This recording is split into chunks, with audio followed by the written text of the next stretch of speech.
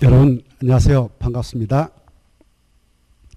자, 오늘 이제 마지막 올해 시험 이 모의고사 풀이 과정을 진행을 하려고 합니다. 오늘이면 이제 마지막 종강이 되겠는데 앞으로 남은 기간 동안 최선을 다해서 여러분 모두 다 합격의 주인공이 되시길 바라면서 강의를 시작하도록 하겠습니다. 자, 문제 그러면 바로 풀이를 들어가겠는데요.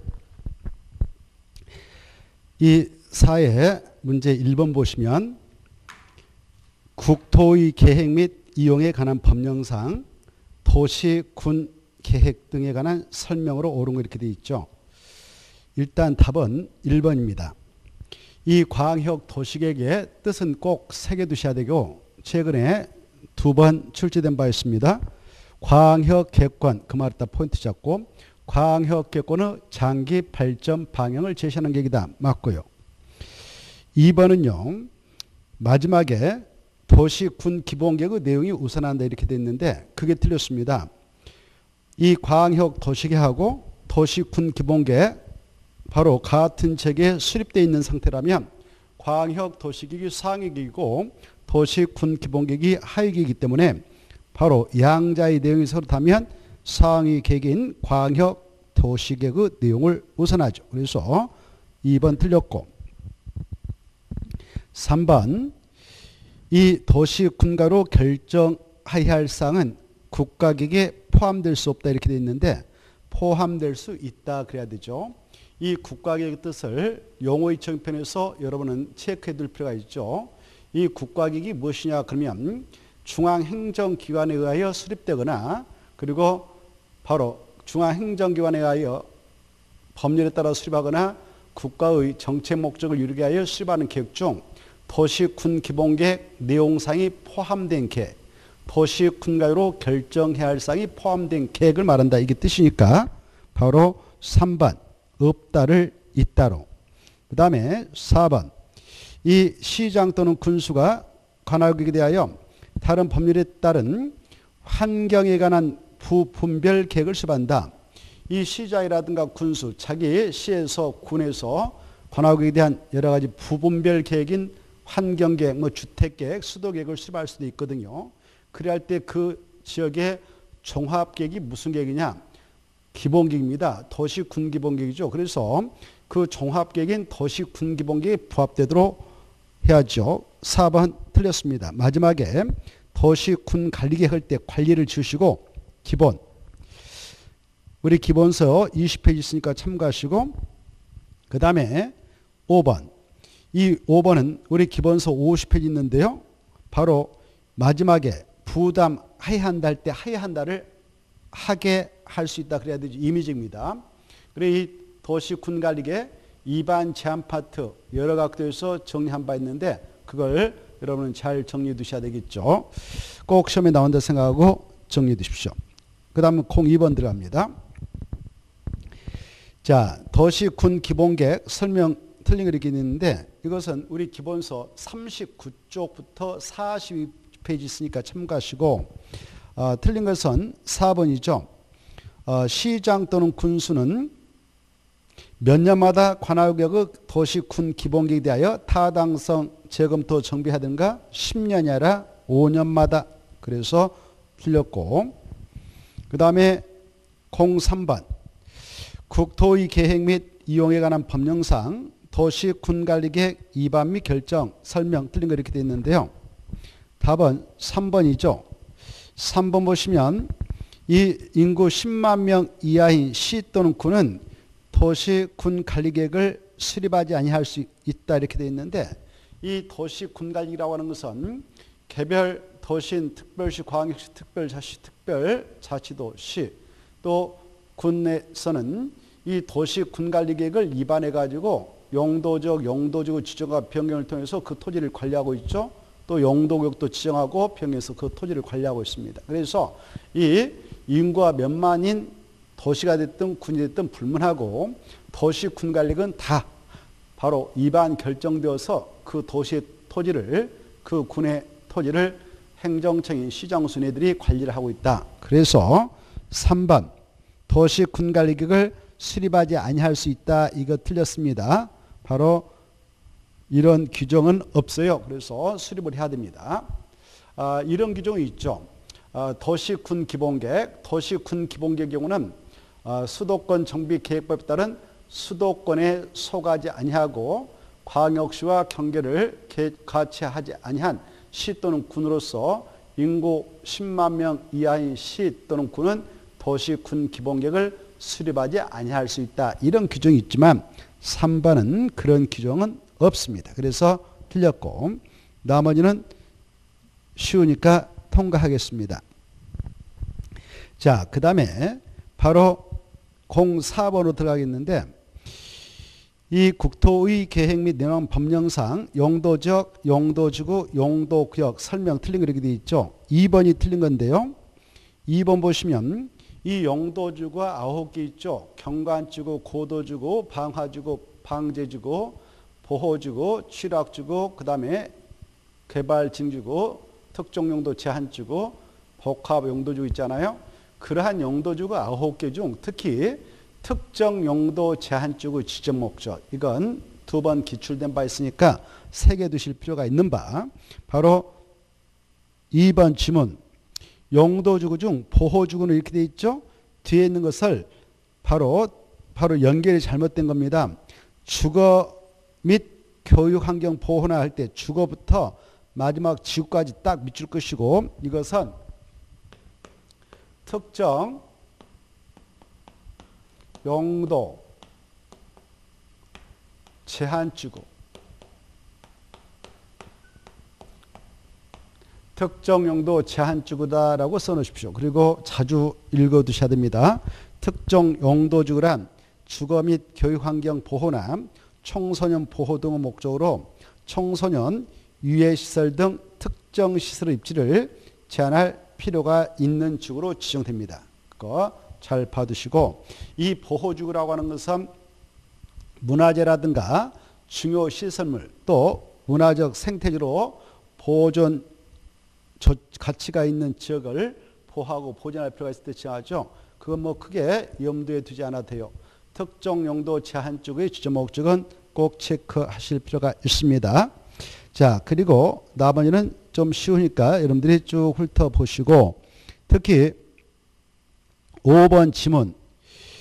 5번 지문은 67페이지 있는 건데요. 공유수면 바다를 말하죠. 공유수면은 매립 목적이 이유와 이웃하고 있는 용도적과 다른 경우, 또 둘 이상의 용도지에 걸쳐 있거나 이웃하고 있는 경우에는 그 매립구역에 속할 용도적은 도시군가로 결정해서 지정을 해야 한다라고 하는 것하고, 그 공유수면은 매립 목적이 이유와 이웃하고 있는 용도적과 같은 경우에는 그 매립 준공구역은 도시군관리계 위반 및 결정 절차 없이 준공기간부터 이와 이웃하고 있는 용도적으로 지정된 걸로 본다. 이 경우 그 사실을 특광특특시장소는 지체 없이 고시를 해줘야 된다. 이 파트를 좀 잘 정리해 두시기 바랍니다. 자, 5번 지문은 맞습니다. 나머지는 뭐 어려운 게 없습니까? 통과하겠습니다. 자, 5번으로 들어가겠는데, 5번 이 국토개법령상 제3종 일반 지구자 안에서 건축할 수 있는 그런 건축물을 모두 고른 거 이렇게 돼 있죠. 이것은 우리 기본서 74페이지 있는데요. 자, 이 조례가 정하고 있는 것은 고려하지 않는다 이렇게 있는데, 일단 제3종 일반 주거지역은 준고층 주택 중심으로 편리한 주거환경을 조성할 필요가 있는 지역으로 지정이 되고, 이때 이 제3종 일반 주거지역에 있는 토지에 따른 아파트 건축할 수 있습니다. 그리고 다가구택인 건축할 수 있고 공중화장실 건축할 수 있는 바, 그러나 바로 이 리을 단란주점은 건축할 수 없습니다. 일반 주거지역이 1종, 2종, 3종으로 세분되는데 일반 주거지역은 편리한 주거환경을 조성할 필요가 있는 지역으로 바로 택지발에서 만들어가지고 지정을 해줍니다. 그런 장소는 이 단란주점 아예 들어가지 못하도록 규제합니다. 단란주점. 그래서 단란주점은 절대 건축 안 되고요. 미흠, 생활 숙박설이 곧 숙박설의 일종인데요. 이 숫박스인 것은 바로 상업적하고 그 다음에 준공업적하고 계획관리적인 건축이 가능합니다. 그리고 자연 녹적 안에 관광 진입에 따라 관광지, 관광단지로 지정된 곳이 있다면 그곳에도 이 숫박스로 건축이 가능하죠. 그러나 다른 지역은 절대 안 됩니다. 일반 주거지에 건축할 수 없다. 그래서 답은 1번. 자, 06번으로 들어가겠는데 이 국토개법령상 용도적별 용적률로 범위로 틀린 거 이렇게 돼 있죠. 이 용적률로 최단들을 여러 각도에서 우리는 체크해왔고 지금 또 체크합니다. 이때 최소 한도는 몰라도 됩니다. 시험 공부로서. 뒤에 나오는 최대 한도만 잘 짝짓해서 기억을 해 두셔야 되겠는데요. 그 중에 4번이 틀렸죠. 4번 보면 준공업적은 최대 한도가 500% 이하가 아니라 400% 이하가 되겠습니다. 그래서 틀린 것이죠. 그래 우리는 이 용도적별 건폐율과 용적으로 최단들을 여러 번 문제 풀면서 체크를 해왔습니다. 용적률만 한번 생각해 볼까요? 용적률. 그 용도적별 용도로 최단들을 정리하려면 용도적을 먼저 순서도 쫙 머릿속으로 입력해라고 그랬죠. 제1종, 2종 전용 주거죠. 1종, 2종, 3종 일반 주거죠. 준 주거죠. 이 6가지 주거적의 용적으로 최단들은 바로 제1종 전용 주거적이 100% 이하다. 1종이니까 100. 거기다 플러스 50% 하자. 그러면 150, 200, 250. 제3종은 300% 이하다. 다만 준주거적은 5개니까 500% 이하 이렇게 하시고 그 다음에 중일, 육은, 중심, 일반, 유통, 근린, 상업적, 중일, 육은 해가지고 중심 상업적은 1500% 이하이고 거기다 마이너스 200% 하면 된다 그랬죠. 그래서 1500, 1300, 1100, 900% 이하다 이렇게. 그 다음에 공업적이 전용, 일반, 준공업적이 있는데 전용 공업적이 300% 이하고 거기다 플러스 50% 하면 된다 그랬죠. 그래서 300, 350, 준공업적은 400% 이하다. 그래서 여기 500%가 틀린 것입니다. 그 다음에 보전, 생산, 자연녹지역은 보전 녹적만 80% 이하고 생자는 100%, 100% 이하다라고 정리했죠. 그 다음에 비도식인 보생계 관리적과 농림적, 자연 보전적 이 5가지 지역 중 계획관리적만 100% 이하고 나머지는 다 80% 이하다 이렇게 정리를 한 바 있습니다. 그래서 4번 틀렸다. 나머지 맞고요. 자, 그 다음에 7번 볼까요? 이제 금방 공부했던 06번은 기본서 91페이지 있으니까 91페이지를 다시 한번 기본서를 딱 눈으로 체크하십시오. 시험장에 들어가기 전에. 자, 그 다음에 7번. 27번은 기본서 108페이지부터 112페이지 있는데요. 이 국토의 계획 및 이용에 관한 법령상 시가와 조정구역, 옳은 거 이렇게 돼 있죠. 일단 3번이 맞다. 이 시가와 조정구역의 지정을 위한 도시군관리의 결정을 실현했다. 그러면 시가와 조정을 묶이죠. 그리고 행위장이 가해 있죠. 그랬던 그 장소, 이 시가와 유보기한을 그 구역을 도시군가로 결정고시에서 지냈던 지정권자인 시도사, 대도시장이 바로 5년 이상 20년 이내 법률서 도시군가로 고시를 해주는데요. 그와 같이 시가와 유보기한이 딱 끝났다. 그러면 끝난 날 다음 날이면 자동적으로 그 구역의 지정은 효력을 잃게 되어서 그 구역에서 바로 풀린다. 그래서 바로 3번 맞다. 시가와 조정구역의 지정을 위한 도시군관리 결정은 시가와 유보기한이 끝난 날 다음 날 꼭 다음 날 기하시고 다음 날에 그 효력을 잃는다.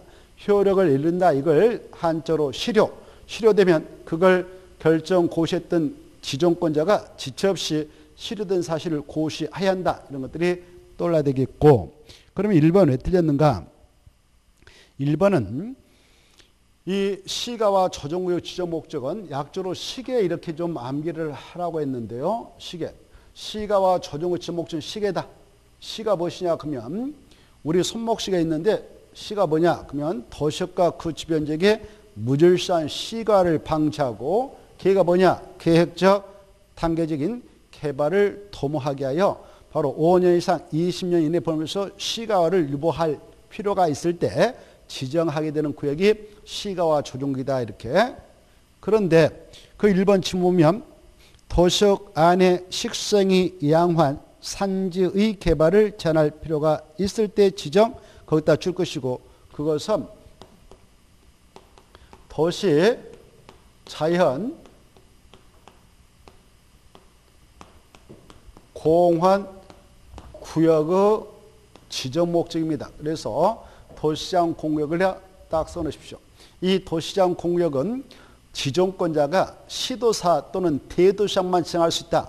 지정할 때는 반드시 비도시역은 안 되고 도시역 안에다만 지정하고 도시역 안에서도 식생이 양환 산지에다 그 산지 개발을 제한하고자 그래서 도시민에게 여가공간 휴식공간을 제공하고 도시역 안에 있는 자연환경을 보존해서 우리 도시민에게 휴식공간, 휴게공간 제공하고자 제한 것이 도시장 공구이다. 이 도시장 공구역을 지정해 놓게 되면 그 안에서의 여러 가지 행위 제한, 관리 관한 사항은 따로 법률로 정하도록 되어 있고 그 따로 법률로서 제정 시행되고 있는 법이 도시공원 및 녹지 등에 관한 법률이다. 여기까지는 알고 계셔야 됩니다. 자, 그래서 1번 틀렸던 것이고요. 2번 시가와 유보기간은 20년 이상 이게 틀렸습니다. 이상 지워버리고 이하 20년 이하 이렇게 쓰시고 20년 이하 이렇게 수정하시고 그리고 20년 앞에다가 5년 이상 이렇게 그래 5년 이상 20년 이하에 보내서 바로 이 시가와 조정구역을 지정하는 지정권자가 지정할 때 도시공약으로 결정해서 이 기간 중 하나를 선택해서 고시해 줍니다. 그러면 그 기간이 시가와 유보기간으로 확정되죠. 4번은요. 자, 시가와 조정구역에서의 공익사업이라고 하는 도시군계획사업 이렇게 시가와 조정구역이 지정되었다. 그러면 이 안에서는 도시군계획사업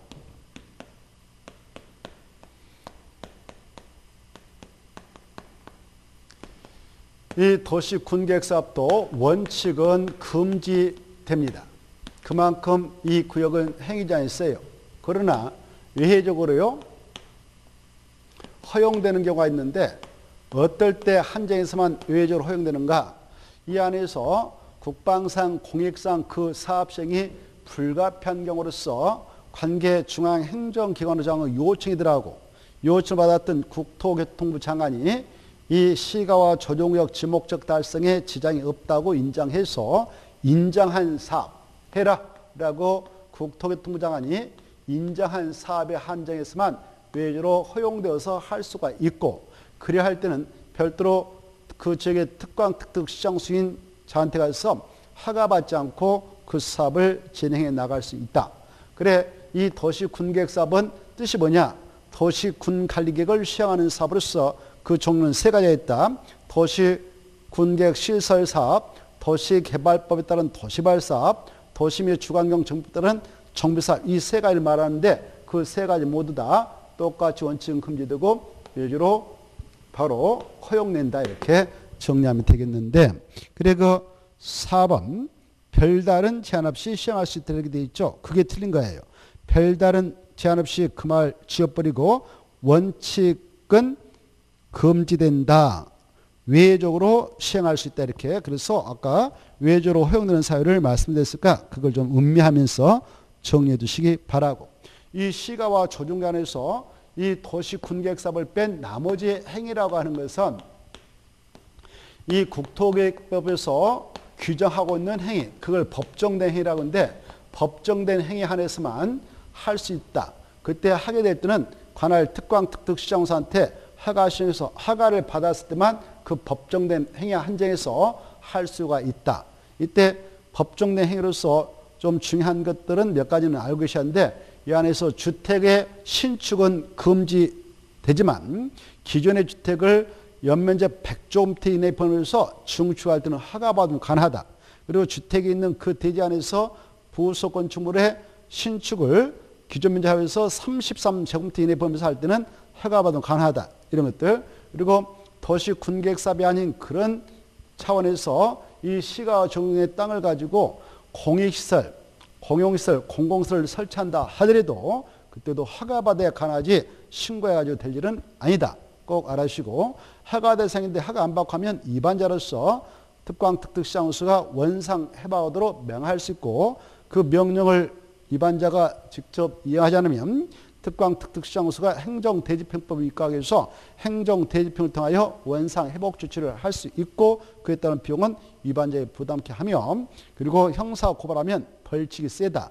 바로 3년 이하의 징역 또는 3천원을 범죄한다. 여기까지를 정리해 두시면 좋겠습니다. 그 다음에 5번 이 시가와 조정구역은 시도사 또는 대도시장이 지정할 수 있다. 대도시장은 X, 대도시장은 절대 지정할 수가 없는 것입니다.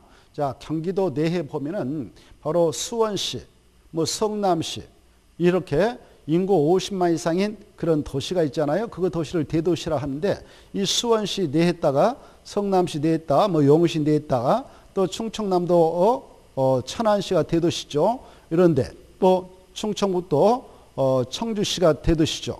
또 경상남도 창원시가 대도시지 않습니까? 저 경상북도 포항시, 전라북도 전주시 이런 데가 대도시인데 그런 대도시장은 이 자기 지역에 있는 곳에 바로 이 시가와 조정을 지정할 수가 없는 것입니다. 그래 지정권자는 시도사하고 국토교통부 장관이다 이렇게 정리하십시오. 대도시장을 X 쳐버리고 국토교통부 장관. 그래서 이 원칙은 시도사 뜻 알죠? 서울특별시장, 서울특별시에서 지정할 수 있는 것이고 6대 광역시장, 자기 광역시 내에서 지정할 수 있고 그 다음에 세종특별시장, 자기 지역에서 제주특별자치도사 그리고 8도 도지사 이네들 약주로 광역자치단체장, 시도사라죠. 그네들은 자기 관할구역에다가 필요하다면 시가와 조정을 지정할 수 있고요. 그리고 바로 국토교통부 장관도 국가계획과 연계해서 시가와 조정을 지정할 필요가 있다. 그때는 국토교통부장이 시가와 조정을 지정을 해나갈 수가 있기 때문에 시가와 조정의 지정권자는 시도사하고 대도시장이 아니라 국토교통부 장관이다. 이렇게 정확하게 알아주십시오. 그래서 5번 틀렸습니다. 08번 국토의 계획 및 이용에 관한 법령상 도시 군객 시설 사업 등에 관한 설명인데 틀린 거 이렇게 되어 있죠. 일단 답은 1번 틀렸습니다. 왜 틀렸냐? 바로 청문을 할 필요가 없다 할 때 할 필요가 없다 그 말 쳐버리고 실시해야 한다. 청문을 반드시 실시할 대상이 되겠네요. 자, 그래 우리 국토의 계획 및 이용에 관한 법률하면 우리 기본서에 그 내용이 기재가 안 돼 있죠. 그래서 이 8번 내용은 이렇게 써놓으세요. 국토의 계획 및 이에 관한 법령상 청문 실시 대상 이렇게 해가지고 3개. 일단 허인시 암기하시고 허인시 그래 이 3가지가 있는데 하나 둘 셋 이 3가지 처분을 국장모 시도사 시장수사 이네들이 그 처분을 내리고자 할 때 미리 그 상대방의 의견을 듣는 청문을 꼭 실시해야 되는 겁니다. 그때 대상은 허가 무엇이냐 그러면 개발행위 허가 취소.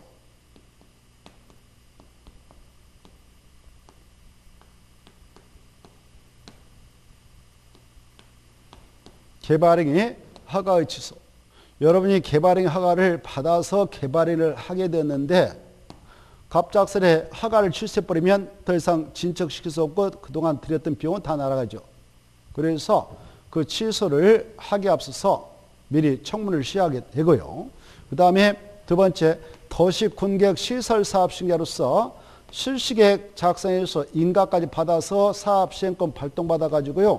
사업을 하고 있는데 갑자기 이 인가를 취소를 하게 된다. 그러면 이 인가 취소하면 사업시행권 박탈 그리고 사업 더 이상 진척시키기 어렵습니다. 수용권도 박탈하고 그래서 엄청난 그 타격을 받게 되죠. 시행자는. 그래서 인가를 취소하고자 할 때도 꼭 청문을 시해야 된다. 인자가 이겁니다. 그 다음에 이 도시군객시설사업 시행자로서 시행자 지정을 받았습니다. 그런데 시행자 지정을 실수해버리네. 그러면 취소 처분을 당한 자는 엄청난 타격을 받습니다. 경제적으로. 그래서 그자의 바로 의견을 듣는, 사전에 의견을 듣는 청문을 쉬어야 돼요. 자, 그래 도시 군 계획 사업 시행자의 지정 취소.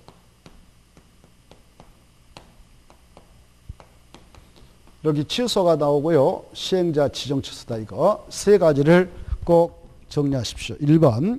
그래서 하할 필요가 없다가 아니라 반드시 의무적으로 하여야 합니다. 청문을 실시하여야 한다. 이렇게. 자, 나머지는 간단하게 체크해 볼까요? 2번 지문. 도시군객 시설에 대한 도시군관리 결정고시에서 그 부지로 묶이게 되었다. 그리고 나서 그 사업을 언제 집행할 것인가라고는 집행기를 수립하게 될 때에 결정고시부터 3개월 이내에 수립을 해야 하는 것을 원칙합니다. 3개월. 결정고시이지 결정고 효력 발생일 그럼 드리겠습니다. 효력 발생이라고 결정고시는 다르거든요. 그 효력 발생일은 지역내면을 고시 하나 발생하죠. 그래서 결정고시이지 효력 발생부터 3개월이 아니다. 기산점이 언젠가 결정고시이다. 이거 받으시고 3개월 이내.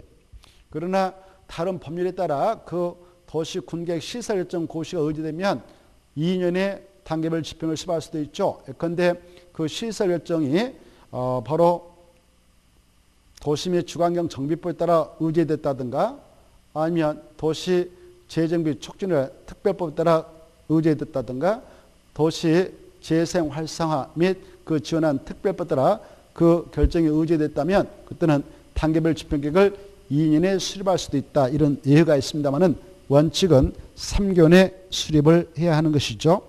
3번.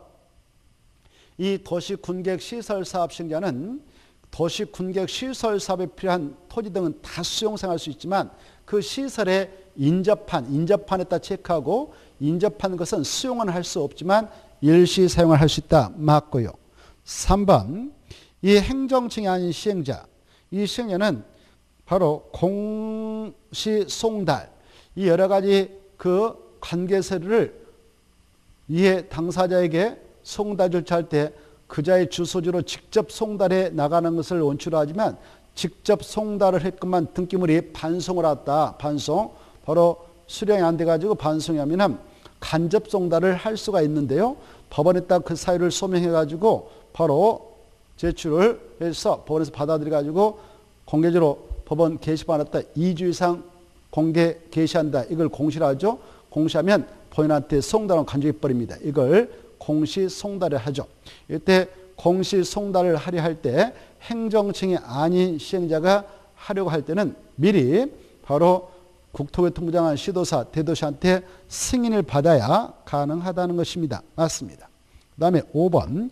5번은 우리 요약집 우리 기본서 129페이지 있는데요. 이 특강 특특 시장수는 단계별 집행계획을 수립하고자 할 때에 미리 그 관계 행정기관과 꼭 협의를 하고 그 다음에 지방의의 의견까지 청취해서 수립을 해 나가도록 하고 있습니다. 맞습니다. 그 다음에 09번. 이것은 145페이지부터 기본서 147조까지 있는 건데 국토개법령상 도시군객 시설결정 후 10년이 지나도록 사업을 착수하지 않는 도시군객 시설부지, 이걸 장기 미집행 도시군객 시설부지를 하죠. 이런 부지에 대한 설명인데 옳은 것. 1번. 해당 도시군객 시설 부지의 대지 소유자. 이때 대지 소유자는 매수할 수 있다 드렸습니다. 대지 소유자라고 해서 다 매수할 수 있는 게 아니고 지목을 따져봐야 되는 겁니다. 지목. 이 공간 정보의 구축 및 관리 등에 관한 법률에 따라 그 지정되어 있는 지목이라는 게 있지 않습니까? 여러분들이 공부 다 했어요. 하셨을 거예요. 그래, 이 지목이 28가지가 있는데요. 이 28가지 중 어떠한 것만 매수 청구를 할 수 있도록 해야 하느냐? 이렇게 도시군객시설 부지 내에 지목이 대인 토지. 지목이 대인 토지의 한정에서만 매수할 수 있습니다. 이 지목이라고 하는 것이 전도 있고 답도 있고 가손도 있고 잡종도 있고 엄청 많은데 28가지 있는데 그것 중에서도 지목이 대인 토지로 한정해서 매수할 수 있고 지목이 대인 토지 안에 건축물이 있다든가 정착물이 있다면 그것까지 포함해서 매수할 수 있지만 지목이 대인 토지가 아닌 토지에 있는 것들은 매수 청구할 수가 없다. 그래서 1번 지문을 수정합시다. 대지의 그 말 줘버리고 대지의 그 말 줘버리고 그 자리에다가 지목이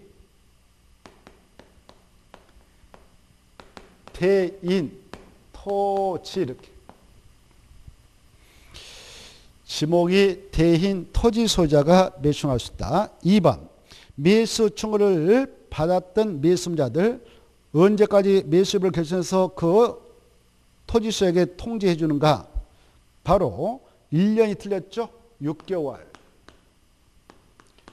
6개월에 매수입을 결정해서 통지를 해주고요. 만약 매수하기로 통보를 해줬다면 바로 그날부터 2년에 매수를 해야 한다. 이런 것들이 떠올랐으면 좋겠고 그 다음에 3번 이 매수무자 중 지방자치단체인 특광특특시장수가 매수무자였다. 그러면 매수를 하게 될 때 매수대금 지급 방법과 관련하여 현금을 주는 것이 원칙이지만 외조로 지목이 대인 토지소유자가 현금 대신 도시군객 시설조건을 발행해서 달라고 요구한다. 라든가 그 지목이 대인 토지인데 이걸 보니까 부재 부동산 소유자의 토지로서 매수금이 3천을 초과했다든가 비업무용 토지로서 매수금이 3천을 초과하면 이 토지 소유자의 의사와 무관하게 매수무자인 지방자치단체는 바로 현금 대신에 그 초과분에 한해서는 직권으로 강제로 도시군객 시설조건을 발행해서 줄 수가 있는 것이고 그 채권 발행을 하여 지급이 되었다면 그 채권의 상환기간은 10년 이내 범위로서 구체기간은 특광특특시군으로 조례로 정한다는 것. 그리고 그에 따른 이율은 금융기간 1년 만기 정기 금리의 평균 이상을 고려해서 바로 구체적인 이율은 특광특특시군으로 조례를 정하고 있다는 것. 그리고 이 채권의 발행 절차에 대해서는 이 국토개법에 규정하고 있는 것 외에는 지방채집을 적용한다. 여기까지 좀 생각하여 정리해 두시기 바라고요. 그 다음에 그래서 3번 맞습니다. 4번 매수무자가 매수하지 아니하기로 결정한 경우 매수 청구자는 바로 개발행 허가를 받아 3층 이하 여기까지 맞았어요. 이 3층 이하에 건축물을 건축할 수 있고 그 다음에 공작물을 설치할 수 있어요. 허가를 받아가지고 그래 근데 이때 3층 이하인 세 가지를 기억하셔야 돼요. 무엇을 건축할 수 있냐? 거기 보면 다세대 주택 이렇게 돼 있잖아요. 다세택은 건축할 수 없습니다. 다세택은 공동택 일종이거든요. 이거 안 돼요. 할 수 없어. 있다가 틀렸어. 없다 그래야 돼요. 그러면 3층 이하인 뭘 허가받아 건축할 수 있냐? 단독주택. 우리 건축법 시행령에 그 건축물의 용도를 29가지로 분류하고 있는데요. 그중에 제1호에서 단독택 나옵니다. 단독택도 그 종류가 4가지가 있죠. 단독주택, 다중주택, 다가구주택 공간이 있는데 그러한 단독주택 중에서도 바로 공간 안 되고요. 다가구주택도 안 되고 다중주택도 안 되고요. 그냥 단독택을 허가받아 건축할 수 있다는 것. 여기 지목이 대인 토지가 있다. 아까 바로 매수하지 않기로 결정해서 통보를 했다. 그러면 허가받아가지고 여기다 단독택을 지을 수 있어. 이렇게. 또 3층에 아닌 제1종 근린생활시설 허가받아서 건축할 수 있습니다. 1종 근린생활시설. 근린생활시설을 앞으로 근생이라고 하겠습니다. 여기다 그래서 제1종 근린생활시설인 것들 쭉 건축할 수 있어요. 바로 그 일용품 소매점 같은 거, 판매점 같은 거 있잖아요. 그런 것들 여기다 건축할 수 있고 뭐 안마원, 또 목욕장 이런 것들, 미용실 이런 것들이 일종 근생인데 그런 것들 설치할 수 있죠. 자, 그 다음에 제2종 근린생활설 4개 제하고 제2종 근린생활설도 건축할 수 있죠. 2종 근린생활설. 4가지는 바로 술 먹고 영할 수 있는 단란주문 제해, 그리고 안마 실수소 제해, 노래 연습장 제해, 고시원을 다중생활설이라 생각하면 되겠는데 다중생활설 제해 안 된다 이거. 그 다음에 바로 공장을 설치할 수 있다. 여기까지를 정리해 두십시오. 자, 그 다음에 이제 5번. 이 상황이 아까 말씀드렸는데 5년 이상 10년 일을 한다. 이거 틀렸죠? 5년 이상이란 말은 날려버리세요. 5년 이상은 날려버리고 10년 이내로 하되 구체적인 기간은 특광특특시군으로 조례를 정한다. 이렇게 특광특특시군으로 조례를 정한다. 이 내용을 봐두시면 되겠네요. 자, 10번으로 들어가겠습니다. 국토계획법령상 지구단위 계획구역과 지구단위 기기인데 옳은 거 이렇게 되어 있죠. 이 내용은 우리 기본서 153페이지부터 164페이지에 있는 내용인데 1번은 이 지구단위 계획구역이 지정되어졌다. 여기에 있는 대지 소유자가 자기의 대지부를 공공설인 도로부지 공업부지로 기부 체납했다. 또 학교부지로 내놨다. 그러면 인센티브 제공차 허용되는 건축물을 여기서 지구단위 맞게 건축할 때는 건축 관련 규정을 완화해 주죠. 그때 완화받는 내용이 총 10가지 규정이 있습니다. 국토의 계획 및 이용에 관한 법률에 따른 용도적 용도정 안에서 건축물을 건축제한, 또 용도별 건폐율, 용적률 이런 것들을 완화받을 수 있죠. 건축법상 바로 공개공지, 그리고 건축물 높이 제한, 일조등 확보한 건축물 높이 제한, 그 다음에 대제한의 적용 규정, 대지와 도로관계 규정 이런 것들을 완화해 줄 수 있어요. 그리고 주창법상 2가지 규정, 부설주창, 설치 규정 이런 것들을 완화 적용받을 수 있는데, 이때 높이 제한을 완화 적용받게 될 때에는 그 지구단위 계획이 도시역 내에 지정됐을 때만 완화받을 수 있고, 도시역 외적인 비도시적인 관리지역, 농림지역, 자연보전지역에서는 높이 제한은 완화 적용받지 못합니다. 완화해주는 기준이 없습니다. 그래서 1번 도시역 에 할 때 에자를 내로 수정해야 맞습니다. 네, 도시역 안에서만 높이 제한을 완화받을 수 있다는 겁니다. 그래서 틀렸고 2번. 2번은 개발 밀도 관리구역이 있다. 이렇게 개발 밀도 관리구역이 지정되어지면 이 개발 밀도 관련해서 허용되는 건축물 건축에 들어갈 때 말입니다. 규모의 제한을 세게 가하해서 건폐라고 용도는 강화 적용하는 효과가 있도록 하고 있죠. 건폐율. 그래 이 개발 밀도가 이렇게 건폐율을 강화 적용하기 위해서 하는데요. 이 지구단위 계획구역. 이건 아까 건폐율을 완화 적용을 받을 수 있다고 그랬잖아요. 그래서 서로 지정 목적을 달리하고 있기 때문에 개발 밀도로 정되어 있는 장소에 따른 지구단위 걸 정할 수 있는 게 아니에요. 그래서 틀렸습니다. 없다 그래야 됩니다. 있다가 아니라 없다. 자, 그 다음에 3번. 이 개발 밀도 관리에서 해제된 쪽으로서 그 면적이 30만 종대 이상인 지역은 지구단위로 지정해야 한다? 해야 한다가 틀렸습니다. 할 수 있다. 이 개발 제한구역은 해제가 되었다고 해서 그 해제된 지역이 급속도로 개발로 이어질 수 있는 지역은 아닌 것입니다. 왜냐하면 이 개발 제한구역 그린벨트는 바로 용도적 주로 도시 외곽지대에 있는 녹색의 위에다 지정하거든요. 그리고 때로는 뭐 아직 개발되지 않는 제1종 일반축에 있다면 그 위에다도 지정을 할 수는 있겠습니다만은, 그러나 주로 녹적인 땅에다 주로 지정을 하고 있기 때문에 개발 제한구역에서 해제됐던 면적이 30만 제곱미터 이상인데 대부분이 녹적이 있다면 녹적이 하여 다시 개발이 쉽지 않아요. 그래서 그럴 때는 꼭 지정할 필요가 없는 것이죠. 근데 그 해제됐던 공간의 용도적이 제1종 일반 주거지면 4층 이하짜리 건축물을 건축할 수 있기 때문에 그 속에 따른 지구단위 걸 지정할 수가 있죠.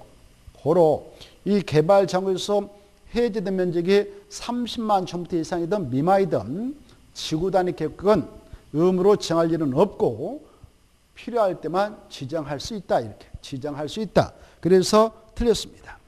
하회한다가 틀렸습니다. 할 수 있다. 이렇게.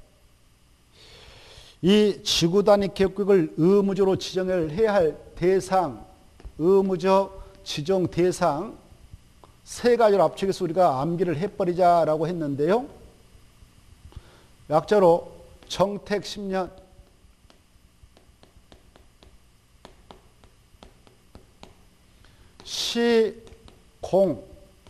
시공에서 해제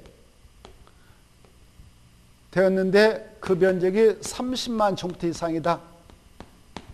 그리고 녹지역인 땅에서 개발 가능한 주거적, 상업적, 공업적으로 변경이 되었는데 그 면적이 30만 제곱미터 이상이다. 그러면 계획적으로 도시공활을 조성하는 데 딱 좋다 하여서 의무로 지정을 하게 되죠. 이게 떠올라야 돼요. 정택 10년, 시공에서 해제 30만 제곱미터 이상, 녹에서 주성으로 변경된 구역 중 30만 제곱미터 이상이면 지정해야 한다. 정택이 뭐냐? 정비구역 안에서 그 정비 사업이 끝나고 10년 지나죠. 택지발 지역에서 택지발 사업이 끝나고 10년 지나죠. 시공 뭐냐? 시가와 조정계에서 공원에서 해제된 면적 중 30만 제곱미터 이상이죠. 녹지역에서 주거적, 사업적, 공업적 변경 중 30만 제곱미터 이상인 적은 지구 단위격을 지정해야 한다. 이렇게 생각이 나도록 해야 되겠습니다. 자, 4번 맞습니다. 이 지구 단위 계획은 주로 개발 가능한 정비 사업을 할 수 있는 그런 장소가 있다면 법에서 야 여기다 지정할 수 있다 이렇게 돼 있으니까 바로 택지발 주고 개발할 수 있는 지구죠. 그리고 바로 이 정비구역, 정비사업을 추진할 수 있는 땅이죠. 그래서 그 속에 따른 그 장소 전부가 됐든 일부가 됐든 지정할 수 있다. 맞습니다. 5번. 5번은 자 163페이지 있는 건데 지구단위 계획구역의 결정호시로부터 3년에 지구단위 계획이 결정 고시되지 않으면 해당 지구단위 계획구역의 지정을 취소한다. 지정을 취소한다. 그 말 삭제해버렸어요. 취소해야 하는 게 아니고 그 지구단위 계획구역의 결정은 자동적으로 효력을 잃게 되어서 사라지죠. 그래서 자, 이 결정호 시대 3년에 지구단위 결정호 시되지 아니하면 해당 지구단위 계획구역의 지정을 위한 도시군관리 결정은 그 3년이 된 날 다음 날에 효력을 잃게 된다. 이게 머릿속에서 떠올라야 돼요. 자동적으로 3년이 된 날 다음 날에 그 구역의 지정을 위한 도시군관리 결정은 효력을 잃게 되어서 그 지구단위 계획은 사라지죠. 163페이지 있습니다. 자, 그 다음에 11번으로 들어가겠습니다. 11번 이것은 165쪽부터 178쪽에 있는 건데 국토개발법령상 개발행위 허가다 틀린 거 이렇게 돼 있죠. 답은 2번입니다. 왜 틀렸는가? 답이 복수정답 2개네요. 2번도 틀렸고 4번도 틀렸습니다. 그래서 복수정답을 하시고 2번이 왜 틀렸는가? 이 개발행위 허가를 받은 자가 행정청이 경우 이렇게 되어 있는데 행정청인 경우 할 때 그걸 바꿔보세요. 행정청이 아닌 경우.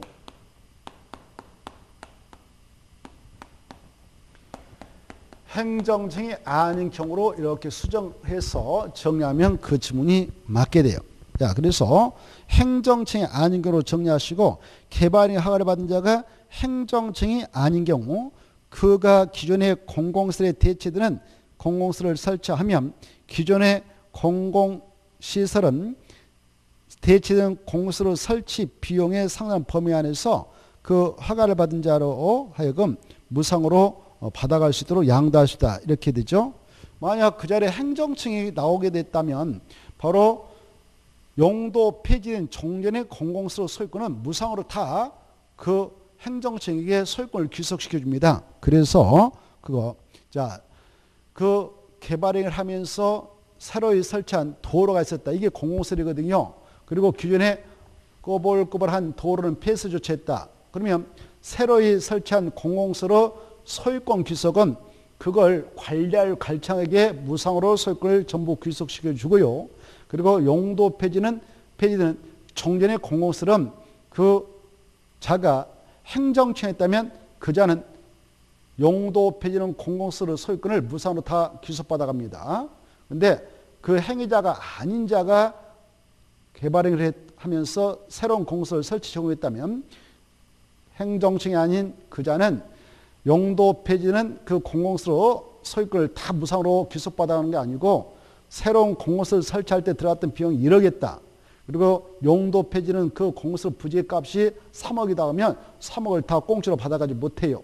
1억에 상당하는 범위 내에서만 무상으로 양도를 받아갈 수가 있다. 이렇게 이해하시기 바랍니다.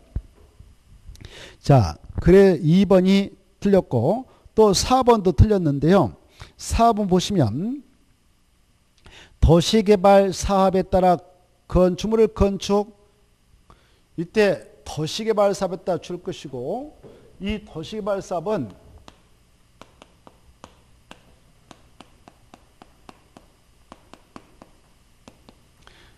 도시개발법 이렇게 써놓으시고 도시개발법에 따라 이루어지는 사업인데요.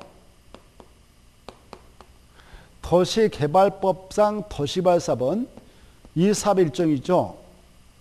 도시군객사업.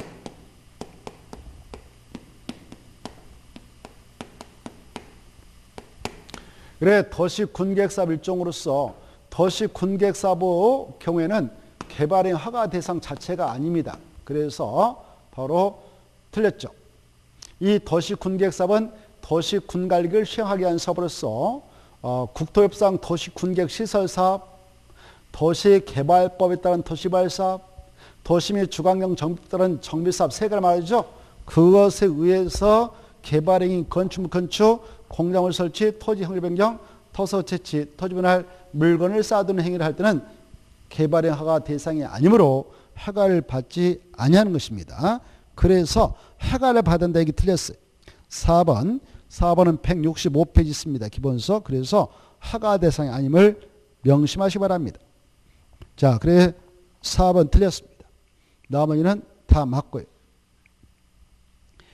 자, 그 다음에 12번. 이 12번은 183쪽부터 191쪽에 있는 사항인데 국토개법령상 기반시설 부담구역 틀린 거 이렇게 되어 있죠. 답은 3번입니다. 3번이 왜 틀렸냐? 자, 기반시설 부담구역이 지정되면 특광특특 시장수는 기반시설 설치계획을 수립해야 됩니다. 1년에 수립해야 되고요. 그렇지 않으면 1년이 된 날 다음날에 그 기반시설 부담구역은 해제된 걸로 본다 이렇게 되어 있죠. 자동적으로 해제돼서 사라지죠. 그래 이때 기반시설 설치계획이 수립되어졌다면 기반시설 설치계획에 관한 내용은 무슨 계획에 있다? 특광특특 시장수가 반영해야 되냐? 도시군관리계획에 있다 반영해야 되는 것이죠. 그래서 3번에 마지막에 2를 광역 도시계획 및 도시군 기본계획에 반영한다 할 때 광역 도시계획 및 도시군 기본계획 그 말 지워버리고 그 자리에다가 도시군관리계획으로 변경해야 됩니다.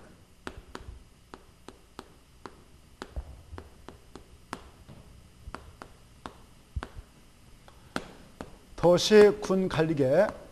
이 도시군가로 결정하는 사항이 바로 6가지가 있습니다. 용도적, 용도지구 지정화 변경, 용도구역 지정화 변경, 기반 시설의 설치, 정비 또는 계량에 관한 계획 이런 걸 우리가 했죠. 그 다음에 지구단위 계획구역 지정화 변경, 지구단위 계획, 그 다음에 도시개발 사업이나 정비 사업을 한 계획, 그 다음에 입지규제 최소구역 지정화 변경한 계획과 입지규제 최소가 있었는데 이 기반시 설치 이것이 도시군가로 결정나니까 거기 바로 3번 다시 한번 보면 기반시설 부담구역이 지정되면 특광특특시장수는 기반시설 설치계획, 기반시설 설치계획 그다 줄 거예요. 기반시설 설치기를 수립해야 되고 그 기반시설 설치기 수립되어지면 그건 무슨 계획에다 반영해야 되는가? 도시 군 관리계획. 그래서 틀렸습니다. 그리고 나머지는 통과하겠습니다. 13번 도시개발법상 도시발구역 지정이다. 틀린 거 이렇게 되어 있죠. 답은 2번인데 2번이 왜 틀렸는가? 2번 보면 수용 사용 그 말을 삭제하시고 그 자리에 환지 이렇게 수정해야 되겠습니다. 그래 이 개발계획을 도시발구역을 정하려는 지정권자가 수립하게 되고요. 이 개발계획 수립할 때는 여러 가지 개발과 관련 내용을 반드시 포함하게 되죠. 그 계획에 따라 사업을 하게 되는 도시발구역의 명칭, 위치, 규모를 꼭 포함하고 또 사업 시행기간을 꼭 포함하고 그다음에 시행자를 포함하고 시행방식, 인구 수용계획, 토지용계획 뭐 등등 환경보증 이런 것들이 쫙 포함되지 않습니까? 이때 이 개발계획의 사업 시행방식을 환지방식으로 집어넣어서 개발계획을 수립하려고 한다. 그러면 그 사업장에 편입될 토지 소유자들은 토지 부담을 해야 되는 겁니다. 부담했던 토지는 보상받지 않죠. 그 부담했던 토지 가지고 사업장에 필요한 도로, 공원 이런 보루도 쓰고 사업 시행자가 쓰게 될 사업 비용에 충당해서 채비로도 내놔야 되죠. 이런 토지 부담이 수반되는 방식이 환지 방식인 것입니다. 그래서 환지 방식을 가지고 개발계획을 수립하려 할 때는 미리 그 사업장에 편입될 토지 소유의 동의를 받도록 하고 있죠. 그래 수용 사용 방식 가지고 사업할 때는 수용을 당하는 토지 소유자들은 다 강제로 수용을 당하고 보상금을 받고 나가니까 수용 방식으로 사업을 하려 할 때 개발계획 수립할 때는 토지 소유의 동의는 필요 없다는 것. 그래서 수용 사용 방식이 아니라 환지 방식이다 이렇게. 이때 동요건도 꼭 수치 암기하고 이해하고 계셔야 되죠. 그때 토지 면적의 3분의 2 이상에 해당하는 토지 소유자와 그 토지 소유자 총수의 2분의 1상의 동의를 받아야 된다. 이렇게. 그래서 틀렸습니다. 그리고 그 2번 지문 끝에다가 다만 만약 시행자가 국가 지방자치단체이면 바로 이런 토지 소유의 동의 없이 환지 방식으로 개발을 수립할 수 있죠. 그 내용은 204페이지 있습니다. 204페이지 있으니까 꼭 받으십시오. 자, 그 다음에 14번. 이 내용은 216페이지 있는 건데요. 도시개발법상 도시발구역 안에서 특광특, 시장, 군수에게 허가를 받아야 하는 행위. 그래 도시발구역이 지정이 되어졌다. 이 도시발구역이 지정되면 이 안에서는 계획적이고 공적인 그런 도시발 사업을 하여서 신도시를 쾌적하게 조성해 나가려고 하는데요. 그때 이 안에서 개발 행위를 하게 되면 다음 사업할 때 바로 보상해주고 복잡해지죠. 그래서 허가를 받도록 규제버립니다. 그래 함부로 허가 안 내주죠. 자, 이때 허가를 받아야 할 사항은 7가지가 있다. 허가사항. 약적으로 우리는 뭐라고 기억하느냐? 건, 공, 토, 물주 이렇게. 그래 7가지를 딱 기억하시고 하나하나 이제 세부로 이 내용을 연산해서 끌어낼 수 있어야 되죠. 이 건은 뭐냐? 그러면 건축물과 가선축물. 그것을 건축과 대수용과 용도 변경은 허가받아야 된다. 그 다음에 공작물의 설치. 공작물은 인공을 가하여 제작한 시설물이다. 그걸 설치해도 허가받고.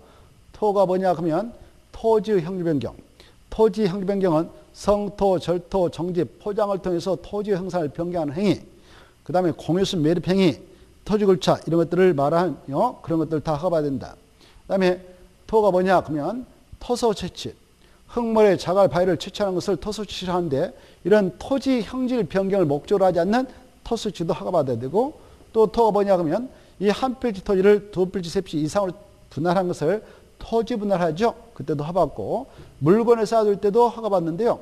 이 물건을 쌓아둘 때는 옮기기 쉽지 않는, 이동하기 쉽지 않는, 이동 이용하지 않는 물건을 1개월 이상 쌓을 때만 허가받고 1개월 미만이면 허가받지 않는다. 28일 동안 쌓아두고 치운다? 허가받지 않습니다. 1개월 이상. 그 다음에 중목의 벌채, 벤다, 심는다, 식재라죠. 나무, 대나무를 베고 또 심는 때도 허가 받습니다. 이런 것들이 머릿속에 정리가 돼 있어야 되죠. 특히 이 도시발관에 여기 경작지, 논밭이 있다. 여기다가 중목을 임시로 식재한다 해도 수용방식 가지고 삽할 때 보호상을 몽땅 타먹게 한 수자로 간주해서 그때도 허가를 받도록 규제한다는 것. 경작지에서 관상용 중목을 임시 식재한다 하더라도 그때도 허가받는다. 여기까지를 허가 대상으로 정리해 두시면 되겠습니다. 그래서 답은 2번이고요. 나머지 1번, 3번, 4번, 5번은 허가 없이 허용이 됩니다. 그 다음에 15번. 이 도시개발법상 도시개발조합 옳은 거 이렇게 돼 있죠. 이 내용은 225쪽부터 229페이지 있는 사항인데요. 자, 바로 3번이 맞다. 이 조합의 임원인 조합장 이사 감사란 자들은 의결권을 가진 조합원이어야 되죠. 이때 조합원은 토지 소유자죠. 도시발굴 안에 있는 토지소유자. 그런 자격자여야 되고요. 그 다음에 정관에 따라 반드시 조합 총회에서만 선입되지 대원에서는 선입될 수 없다라는 것. 3번이 맞습니다. 1번은 왜 틀렸는가? 1번은 207페이지 있는 사항인데요. 이 2번 끝에 보면 1번 도시개발구역 지정을 제한한다. 제한했다 체크해가지고 이 도시개발구역 지정을 제한할 때 누가 제한할 수 있냐? 도시개발사업 시행자로 지정될 수 있는 자가 법에 12명이 규정되어 있는데 도시개발사업 시행자로 지정될 수 있는 자, 그네들이 제한을 할 수 있어요. 그때 도시개발구역 안에서 도시개발사업 시행자로 지정될 수 있는 자 중 3명은 제외돼서 제한을 할 수 없다라는 것. 누구는 지정 제한자가 될 수 없냐? 약조로 국지조, 국가, 지방자치단체, 도시개발자, 얘네들은 제한 못한다. 그래서 1번 침 보면 조합은 마지막에 도시개발구역 지정을 제한할 수 있다. 틀렸죠? 있다가 아니라 없다. 그래야 됩니다. 2번 마지막에 토지상환채권을 발행할 수 있다. 거기다 줄 것이고 토지상환채권은 누가 발행하느냐?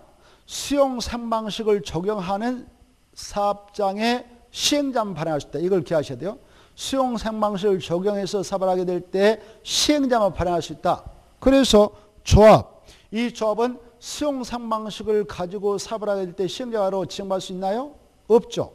이 조합은 도시개발구역 전부를 환지 방식으로 시행해 나가게 될 때 한정에서만 시행자로 지정을 받을 수 있기 때문에 조합은 토지상환채권을 발행할 수 없습니다. 그래서 2번 조합은 마지막에 토지상환채권을 발행할 수 있다가 아니라 없다. 토지상환채권 발행 문제는 241페이지 있고요. 기본서 우리가 여러 번 자세히 봤기 때문에 통과하겠습니다. 4번 이 청사무 징수 교부를 완료한 후에 돈 문제 싹 해결했어요. 깨끗하게 이제 정산했단 말이죠. 그랬을 때 조합 해산 문제 크게 이제 조합원들에게 돈 문제 얽혀 있지 않기 때문에 조합 총회 굳이 열어가지고 결정할 필요 없습니다. 그냥 대원에 열어가지고 의결해서 결정할 수 있도록 허용합니다. 그래서 없다가 틀렸습니다. 있다. 청상금 지급 교부를 완료한 후에 조합을 해산하는 문제. 해산하는 문제는 대원에서 의결할 수 있습니다. 없다가 틀렸습니다. 그런데 청상금 지급 완료가 아직 청상금 징수 교부란 그 조치의 완료가 아직 없었다.